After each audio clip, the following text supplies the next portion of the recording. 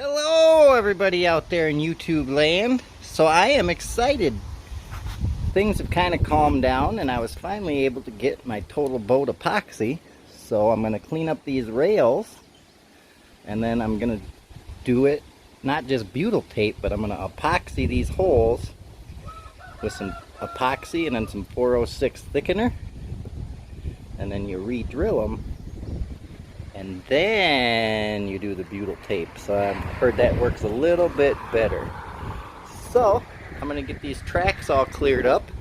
I'm still working on sanding up the rails and the trim.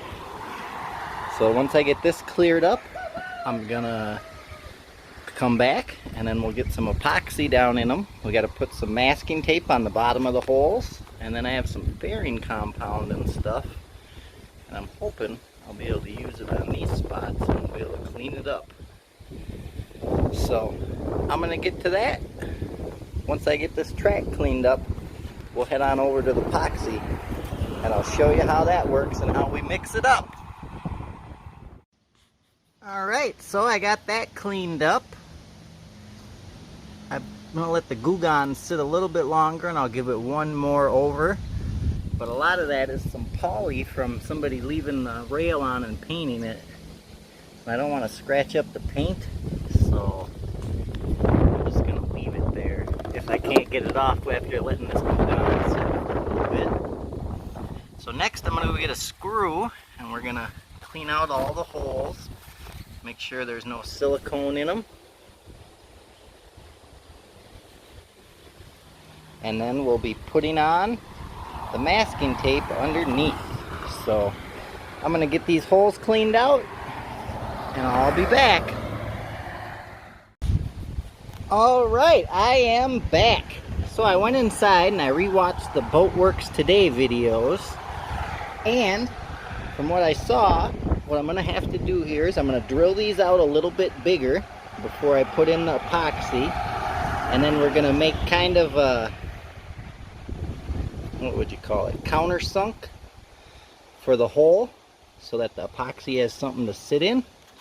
So right now I'm going to get the new holes drilled, and before I do that I made sure that I measured what size the hole is before, because the idea is we're going to make it bigger so then there's an epoxy plug, and then we're going to drill out the new hole after. So the reason why we're making it bigger is so that the epoxy plug is actually around it, and when we re-drill the hole after the epoxy, we don't just take out all the epoxy. So it makes it more watertight, and then water can't get in to the core of a fiberglass. So I'm going to get these all drilled and ready, and we'll go from there. Alright, I got the new holes drilled, so I definitely can see why you do that. You got rid of all the old rotten wood, and now we have fresh wood. So that's what we want.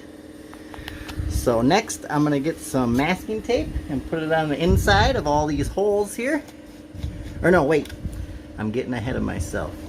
I'm going to go get the countersink bit, and we got to countersink all the holes here first, so that there's kind of a little lip there that the epoxy has something to adhere to. And then we need to clean it with acetone on the front and the back, and then I'll be putting on the masking tape.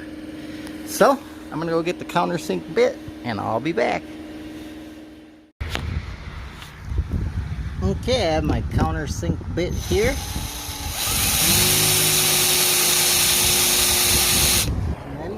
Kind of giving them a bit of shadow here, but give it a little countersink so you can see. So I'm going to get that done to every one of them, and I'm going to blow it out with the air compressor.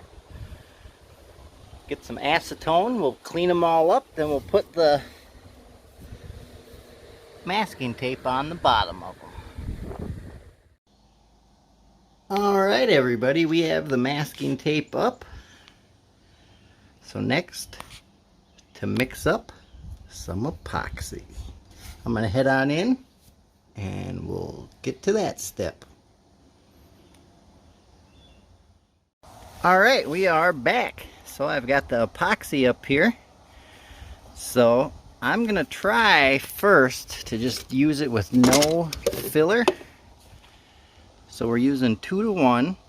So all you got to do with the way this system is, you do 1 squirt of each to mix it up, so it makes it real easy. So I think we'll do 3 squirts. Once it finally goes. There we go. I think I can. There we go. Now it's sucking up. So 1, 2, 3. Well, we'll do 4. 4. We'll do 5. 5. So 5 of that one. Come over here. Now we do 5 of these. 1, 2, 3, 4, 5. Alright, so now we got to stir it up for 2 minutes. So I'm going to do that and I'll be back. Alright, we got it all mixed up. So next we're going to go up to the hole here. And hopefully I'll just be able to pour it in. So I don't want to make a big mess, so I'm going to have to come back after I get it all done. Alright, I'll be back. Alright, so we have the epoxy in. I don't know if you can tell or not, but it's in there. So it's going to take, I think, 36 hours, it said, to dry, fully cure. 20 minutes to be tacky, and I think 4 hours or something it said before you could sand it. I'd have to look on the web page, but I'm going to give it a couple days. And then what we'll do is we'll end up drilling the little hole, a littler hole, for what the screws go through to hold the slide rail. I think that's what you'd call it. The thing that holds the slide for the cabin top on. So that's getting those all epoxied in today. If you guys got any questions about the process, let me know in the comments below. Hit that like button and subscribe, it helps us out. Check out all our stuff in the description below as well.